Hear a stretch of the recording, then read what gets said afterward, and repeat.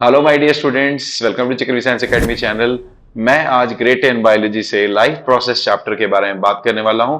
और life process chapter में मैं आपको बताऊंगा तीन इंपॉर्टेंट चीज जो कि आपके एग्जाम के लिए बहुत काम आएगा, जो है digestion of fats, digestion of carbohydrate और डाइजेशन ऑफ प्रोटीन्स। तो चलिए बिना टाइम वेस्ट किए सबसे पहले हम बात करते हैं डाइजेशन ऑफ फैट्स के बारे में। सो डाइजेशन ऑफ फैट्स में एक बहुत ही खास चीज है कि ये डाइजेशन डायरेक्टली नहीं होता, मतलब कि एंजाइम्स जो है वो डायरेक्टली फैट पे एक्ट नहीं करता। इसके पहले क्या होता है? सबसे पहले जो चीज होता है वो होता है इमल्सिफिकेशन। इमल्सिफिकेशन इमल्सिफिकेशन में क्या होता है कि जो लार्ज फैट ग्लोब्यूल्स है उसको हम कन्वर्ट कर देते हैं, लार्ज फैट मॉलिक्यूल और ग्लोब्यूल, अब जो बोलो, उसको हम टाइनी या स्मॉल फैट ग्लोब्यूल में चेंज कर देते हैं। और ये जो चेंज है लार्ज फैट ग्लोब्यूल का स्मॉल फैट ग्लोब्यूल में चेंज होना, इसको इमल्सिफिकेशन बोलते हैं। और ये होता कैसे है? ये होता है बाइल जूस के हेल्प से। It is done by bile juice. ठीक है, बाइल जूस कहां से आता है? सो आप नोट कर लो, bile juice is secreted from liver. So आप सबको पता होगा लिवर से बाइल जूस आता है, और ये बाइल जूस क्या करता है? ये एमल्सिफिकेशन करता है, क्योंकि फैट ग्लोब्यूल्स का, फैट मॉलिक्यूल का डाइजेशन डायरेक्टली नहीं हो सकता। सबसे पहले उसको तोड़ना पड़ता है। एक बड़े लार्ज फैट ग्लोब्यूल को स्मॉल फैट ग्लोब्यूल्स में हम चेंज करते हैं, तब जाके जो एंजाइम है, फैट डाइजेस्टिंग एंजाइम, वो बाइंड कर पाता है और उसको डाइजेशन में हेल्प कर सकता है। कैसे? सबसे पहले बाइल जूस एक और काम करता है जो आपको पता होना चाहिए कि बाइल जूस एक्टिवेट्स लाइपेज। ठीक है, लाइपेज क्या है? लाइपेज जो है वो है फैट डाइजेस्टिंग एंजाइम। लाइपेज क्या है हमारा? लाइपेज जो है आप यहां लिख सकते हो, fat digesting fat digesting enzyme.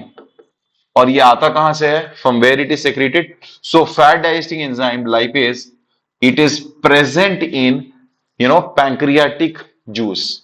ये जो है ये पैंक्रियाटिक जूस से मिलता है हमें। पैंक्रियाटिक जूस कहां से आता है? From the pancreas. हमें पता है पैंक्रियाज जो है वो हेटेरोक्राइन ग्लैंड है, उसके पास एंडोक्राइन पार्ट भी है, एक्सोक्राइन पार्ट भी है। एंडोक्राइन मींस जो हार्मोन सेक्रेट करता है, that is a separate thing. अभी हम बात कर रहे हैं जूस के बारे में। तो पैंक्रियाटिक जूस जो सेक्रेट होता है वो पैंक्रियाज से आता है, that is it's exocrine nature. Okay, तो ये एक बात हो गई। अब डाइजेशन होता कैसे है? तो डाइजेशन के लिए सबसे पहले हम लेते हैं emulsified fat, emulsified fat globules. ठीक है, इस पे हमारा एक्ट करता है लाइपेज। ठीक है, और इसको वो तोड़ देता है सिंपल फॉर्म में। और क्या है वो सिंपल फॉर्म?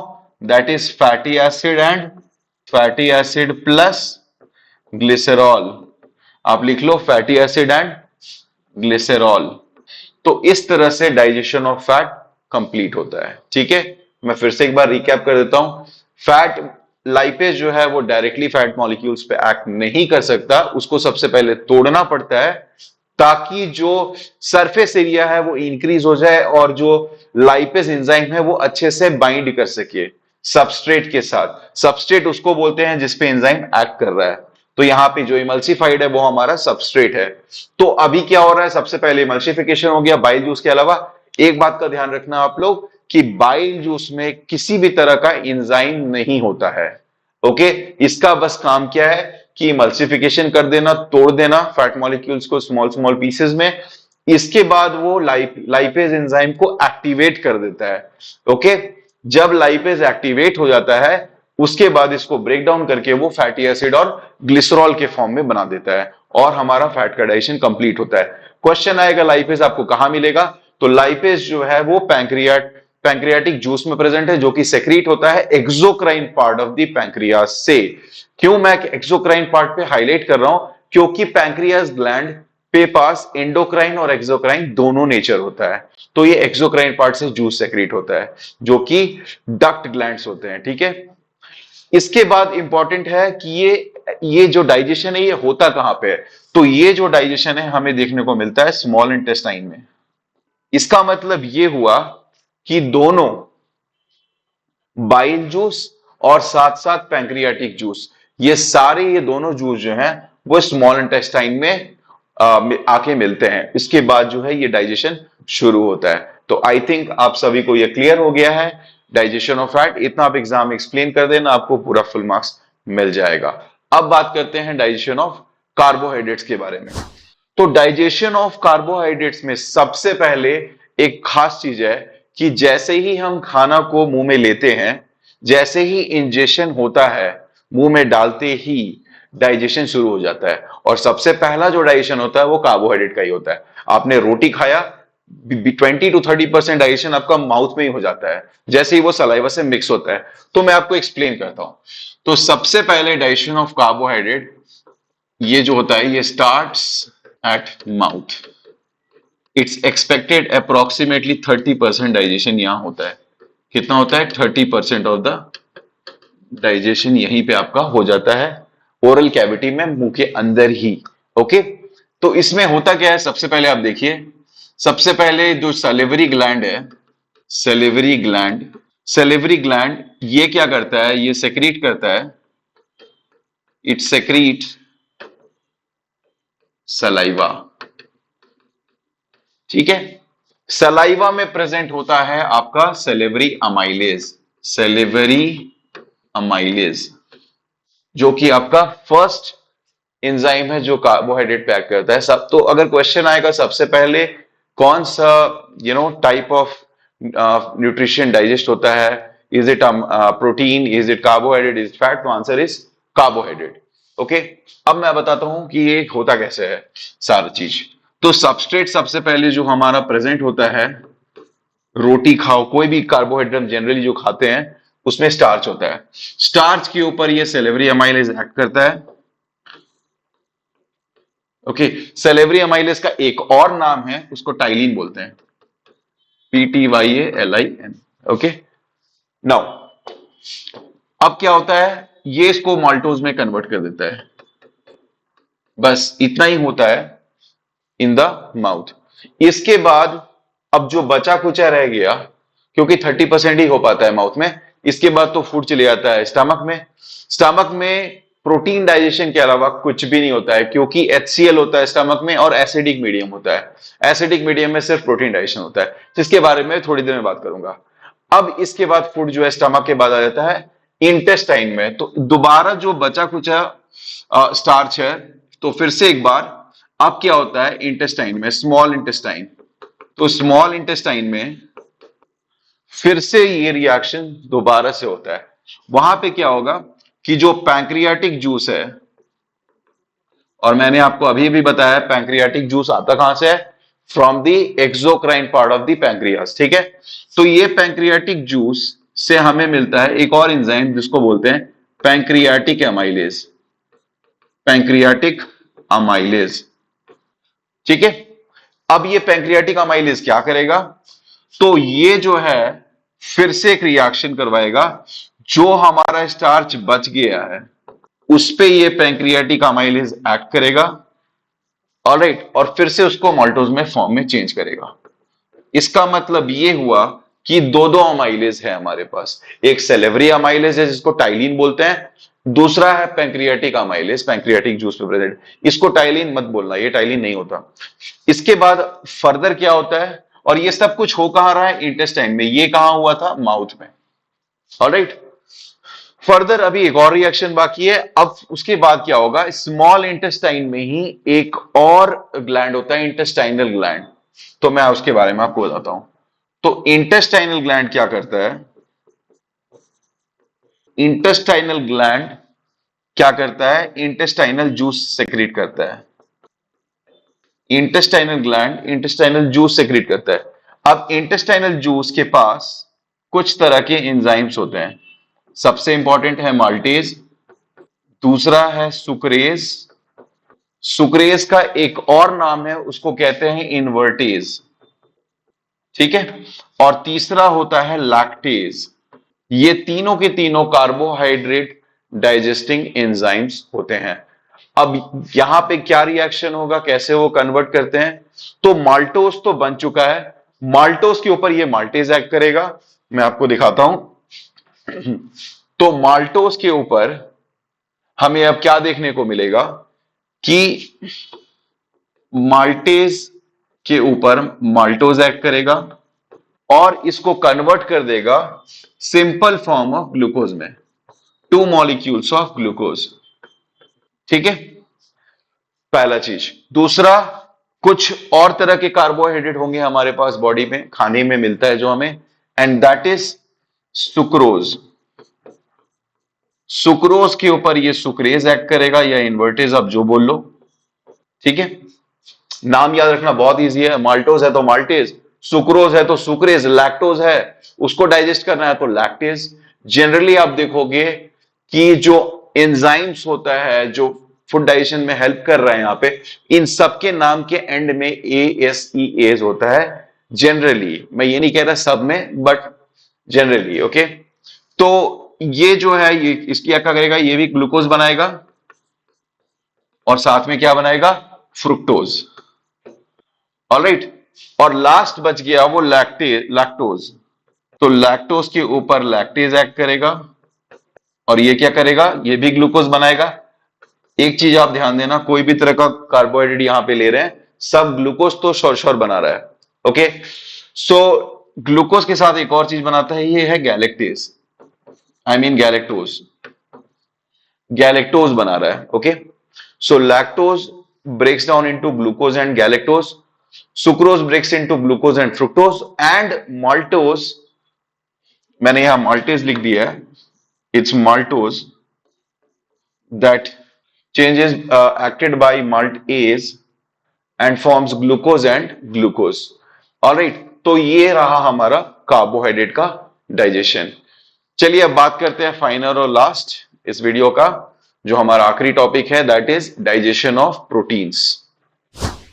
तो डाइजेशन ऑफ प्रोटीन, मैं प्रोटीन के बारे में एक खासियत बता दूं कि प्रोटीन डाइजेशन सिर्फ और सिर्फ स्टमक में स्टार्ट होता है। स्टमक में एक्चुअली कोई और डाइजेशन नहीं होता, वो सिर्फ और सिर्फ प्रोटीन होता है। ठीक है, तो सबसे पहले तो ये स्टमक से शुरू होगा, तो हम स्टमक ले लेते हैं। ओके, स्टमक में होता क्या है, स्टमक में होता है गैस्ट्रिक ग्लैंड। स्टमक में क्या होता है, गैस्ट्रिक ग्लैंड। और गैस्ट्रिक ग्लैंड से हमें क्या मिलता है, हमें मिलता है गैस्ट्रिक जूस। ठीक है, और गैस्ट्रिक जूस में क्या प्रेजेंट होता है, एक तो होता है HCl जो कि बहुत इंपॉर्टेंट रोल प्ले करेगा अभी।